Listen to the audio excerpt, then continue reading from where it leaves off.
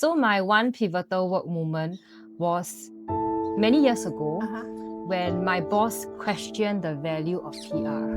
There was one time I realized that marketing was not even being mentioned, in the boardroom the next day. And that was the moment I tell myself, we cannot be invisible anymore.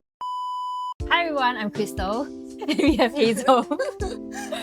So I'm very excited because today we are filming the first episode of Off the Record, our first ever marketing podcast where we are going to have very seasoned marketing and comms professionals come onto the show and talk very real stories. How do you feel, Hazel? Oh, I'm equally excited.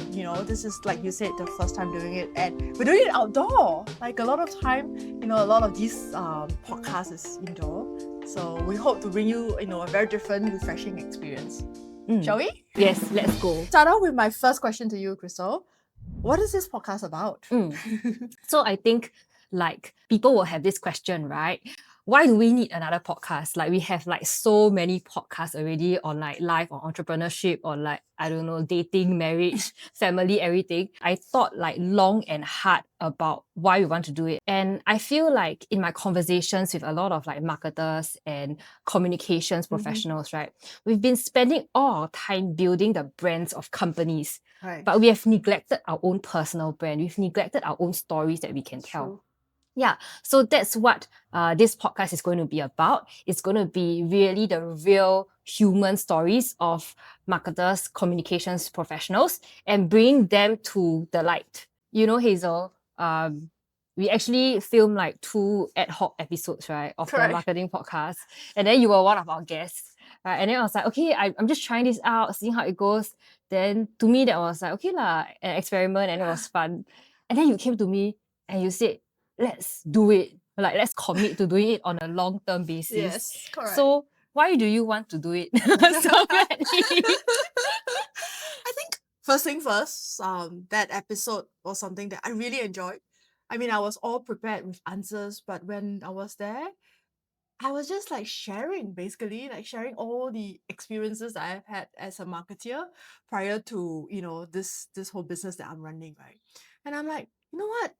I enjoy it, and I'm sure there are many people out there who needs to hear this and would have a lot of stories to tell. So then I came to you and said, okay, when's our next episode? And I was yeah. But I was glad that after the then we decided, okay, let's do this.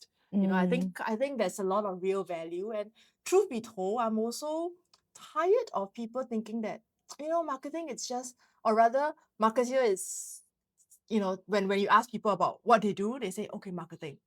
And then, okay, and there's a lot more. We shouldn't be hiding behind that label, right? And all the outstanding work that we've been doing, we should be out there telling the world, hey, we are here. We are the one who's creating all these campaigns and winning campaigns actually for the company. So I hope that with this podcast and with all this sharing, we bring the spotlight on marketeers and comms people. And what was it about the conversation that you enjoyed the most?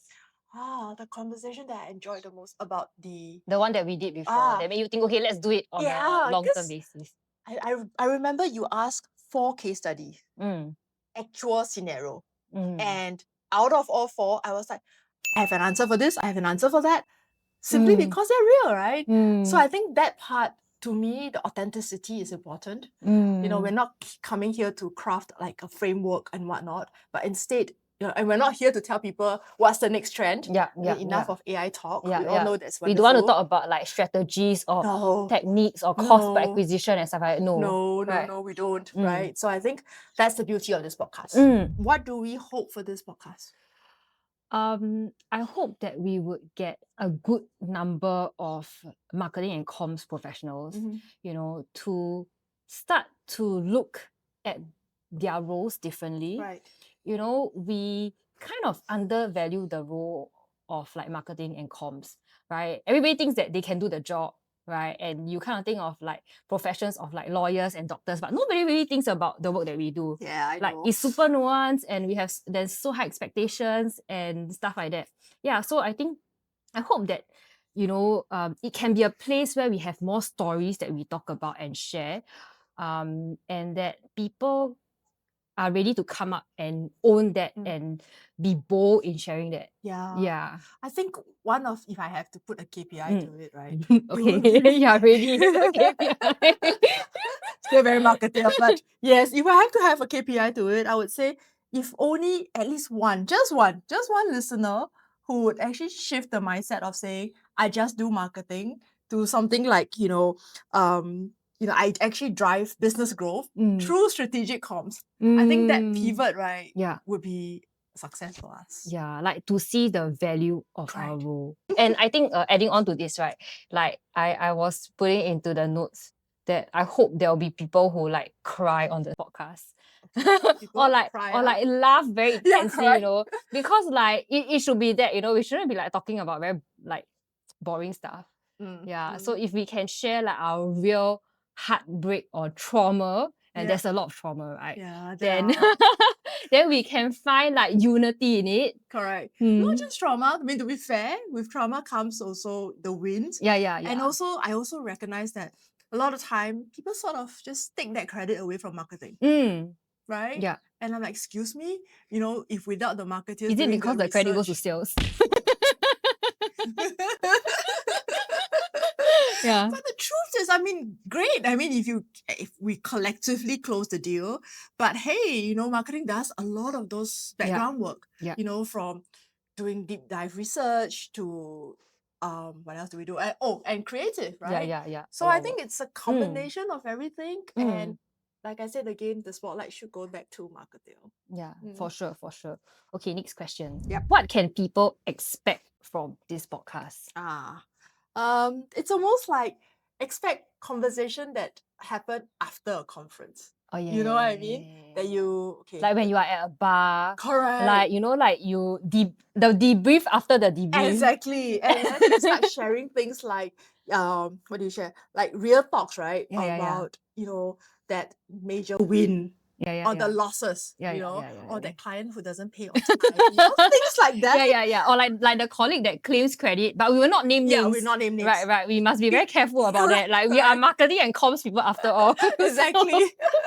But I think this is what you hope to achieve, right? Yes. I mean, on our podcast, you get to hear all of these things. And I think it's also a community that we're trying to build here. Yeah. That we know we are here for each other. The support system is important. Yes. Correct. Yes. I mean, having been an entrepreneur for some time and being a PR person for the past of my life, right? I feel that in the entrepreneur space, it's a very strong community. Yes. Like SME owners, we kind of all know each other to some extent. Right. But when it comes to marketing and comms people, maybe because there's a lot more marketing comms people, so it's a lot more fragmented. There's a lot more different industries, a lot of different roles and stuff like that. So it would be great if we can have that unifying ground, I think. Yeah, and we start with this episode. Yes. And more to come. Yes. So we have big dreams. Correct. We do. As all marketers do. Yes. Who can we expect? What kind of stories can we expect to hear as well? We have been looking around our networks and our friends, right? And the coming guests, I feel like they all have a very special story to tell about, for example, how do you survive and thrive in this very difficult time where there's layoffs and marketing comms people are usually the first to go. Correct. Or how can you build a strong personal brand when usually a lot of marketing and comms people are kind of hiding behind the scenes. Yeah, so I think everyone has a very strong personal story to tell. Yeah. And I think that's what we want to bring forward, that personal narrative. Yeah. And it's also like the campaigns involved. That's also a learning element, I feel, right? From what these marketers and comm people have to go through. Yeah. It could be like the major crisis. Yeah. What happened? Yeah. So I think these are things that we hope to bring to the audience. In terms of who these people are, any hint who's coming up? I don't know how to hint. Oh, okay. But yeah, you have to watch stay tuned to find out. Yes. Okay. So maybe, right, like since we've been talking a lot more about like the podcast and stuff, we should take a step back and introduce ourselves. Like I'm quite sure people who are watching don't really know who we are, even if we think we are very famous, but we are actually not. She's more famous. Let's be real, we are not, right? So maybe we can introduce ourselves, but not in a very like formal way. Yeah. More like, talking about maybe challenges. Okay. And that question for you, right, Hazel, is what is one very pivotal work moment or maybe even life moment, right, that made you who you are today, made you pursue the path that you are taking now? Okay. I think I recently have been saying this, right? Surprise here, I'm actually an engineer. So from engineering and in one internship, I've decided that that's not my path. So I came out to say, okay, I told my mom, I'm going to be a marketeer. So that's one pivotal, pivoting point for me. How did she feel about that actually? She was like, huh? Engineers get paid better, right? I think. Yeah, of course, right? She's like, huh? And in that time, I have to say, when you tell someone you're from marketing, you have this persona, it's like very glamorous. And on top of it, I actually joined the broadcast media industry. So it makes my job really looking good on the surface. But over time, I obviously realized that marketing, it's not glamorous at all. There's a lot of hard work. And that's one particular incident that I wanted to bring out here. Which is why I feel this podcast is extremely important. And doing events, running events is very much part of marketers' work, so to speak. And I remember doing so much of this event, from pre-planning to the actual day itself to post. And as we arrive to the actual day, right, it's always the scene is very similar. Then we have all your management people there. Let's say it's a cocktail event, right? Yeah. And then before that, you do the setup, you make sure your goodie bags are there, you make sure that you do your RSVP, and everyone are streaming in, right?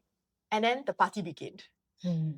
The marketing team is still the last to eat, right? For sure, last to eat, and making sure that every single thing in the event actually goes through and run smoothly, right? Then what about the work, right? And everyone enjoying themselves. The best thing is everyone seems relaxed, enjoying themselves, but not the marketing team. Marketing is always the last to go, first to come, last to go. And then when it comes to celebrating, the success of it, there was one time I realized that marketing was not even being mentioned, in the boardroom the next day. And that was the moment I tell myself, we cannot be invisible anymore. We need to bring ourselves out. I think since then, right, I intentionally make sure that everything that we do, I call out people who's part of it. So how do you do that? Huh? How do you call out people who are part of it? In my thank you, usually in the speech, right? You thank XYZ, your VIP guests and so on. I will always remember to bring marketing up front. Because without them, we wouldn't have that event. It's as simple as that, right?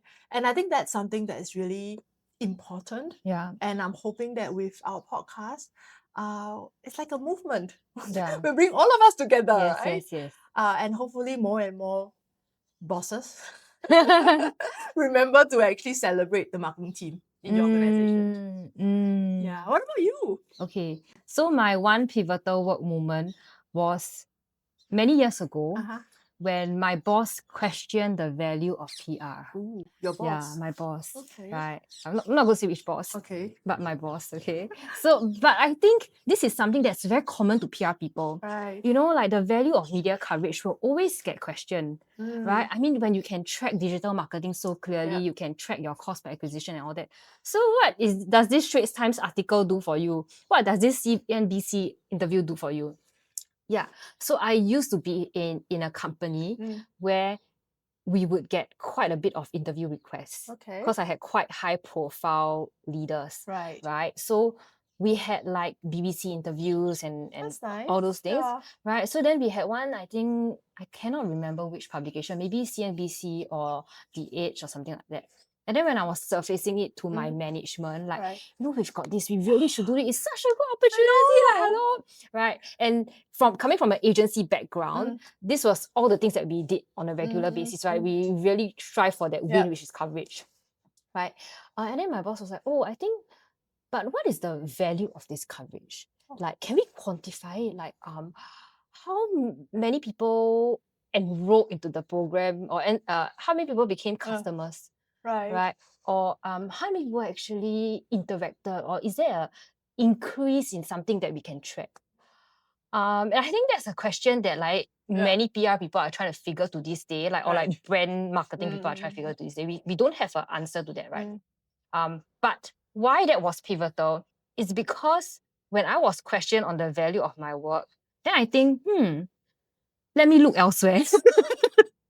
And then look what happened? elsewhere. So I mean, I'm thankful to my bosses as well for giving me that freedom. Right. So I was exploring like side projects at the same time. I started a social enterprise. I see. That's right. Yeah, creating like games for seniors. Correct. And then this eventually led me to starting Go PR as an agency. Right. Yeah. So I think that question, which was difficult at the moment, was very important. Right. Yeah. Right. Yeah. But now we have the boss to thank.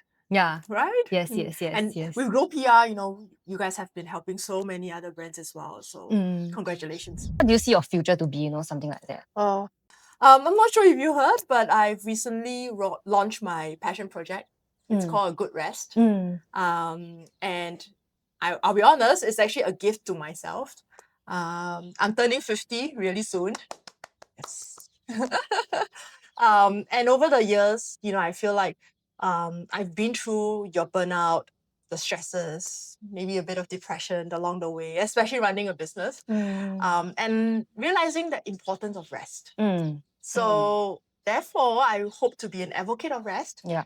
And with that, gotten me in the last 2 months or so quite busy. Meeting with new people, and really, doing exercises. When I say exercises, I mean forest bathing. So forest bathing is one of them. I'm also starting to build a community, bringing my true love, which is reading and nature together. And then last but not least, a good play. Because I feel like, when we talk about rest, it doesn't mean, looking at your iPad, your Netflix. You can actually do creative play. That's also a form of rest. Yeah. So to answer your question, eventually I hope to pivot into this space where technically I'm still working and resting at the same time. Okay. How about you? So, only 10 years lah. Yeah. So for myself, right, like I think another pivotal moment was when my daughter was born. Right. So then I realized that okay, there's this there is a need to find that balance between work and life and family and stuff like that. So I think in the next couple of years, I will strive to find that balance, right? Having been like quite a workaholic for a very long time. Yeah, trying to find that balance. And still pursue challenge and growth. Right. But also pursue very important relationships. Yes. We all should. Yes. So thank you for watching this episode. If you are interested to be a guest on our podcast, do write into us and we'll be happy to see if there's a right fit. Right? And if you like content like this, please remember to like, share, and subscribe. See you in the next one. Bye.